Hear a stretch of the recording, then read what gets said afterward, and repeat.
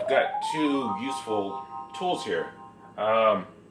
This Ryobi pressure inflator, just basically for your tires. You can even do like beach balls, stuff like that with it. Pretty good size. Then this Black & Decker matrix drill. You know, can drive in screws, drill pilot holes, all that. These are two kind of basic tools that you kind of need for just around the house. This is more automotive stuff, bike tires, whatever, and this is, you know, everything a drill could do. It'd be neat if these two can be combined in one smaller package. They actually can with this. This is the Black & Decker Matrix Inflator attachment. The neat thing about this drill in particular is this feature it has. This comes off, and then this drill head can kind of become several different things. I've already done a video on the system as a whole, and I'll link that, but today we're going to be looking at this actual inflator adapter. Wanted to get that for the other video, I just couldn't get a hold of it at the time, but I've got it now. It is the Black & Decker Matrix Quick Connect System high pressure inflator attachment. It's part number BCDMTHPI. Alright, so let's get it opened up and give it a once over. Got these zip snips. Comes in really handy for these type of packaging. Alright, so let's cut it below this little bubble.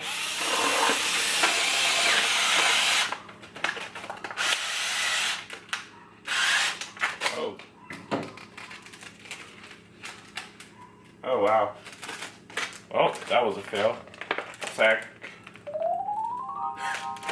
Whoops. So these zip snips are a little too powerful. Looks like I actually cut into the hose, so let's see what I can do about that.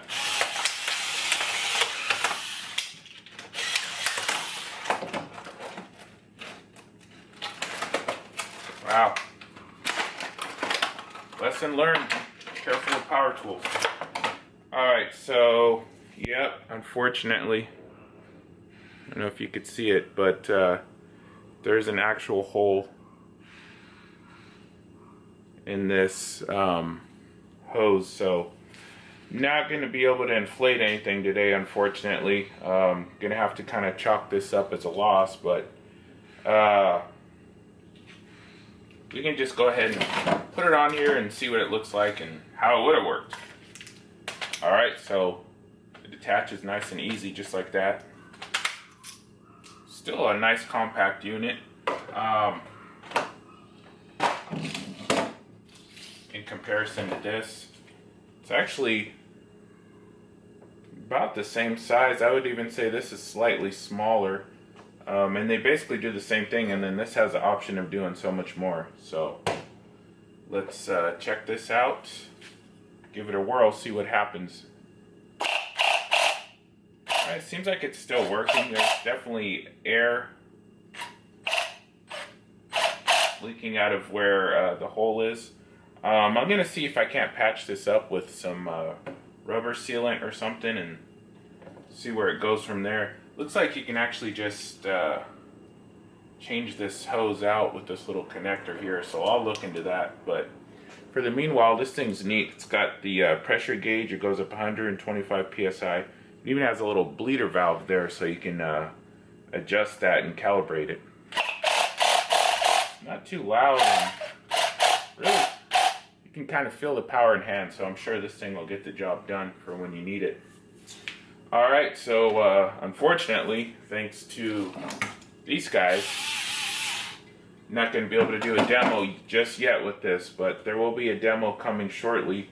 So this was just more of a once-over video, and it does definitely feel like it's worth the money. I would suggest this for sure. Good quality feel in the hand. The rubber is nice and flexible. The part where it attaches feels like it's made out of it's a plastic, but it's definitely a high quality one, so that's good to go. Kind of wish there was a way to clip this hose somewhere instead of just having it flop around everywhere, but that is what it is on that. So again, that's going to do it for this one. Be sure to like, comment, subscribe, and stay tuned for more. Until next time, thanks. Bye.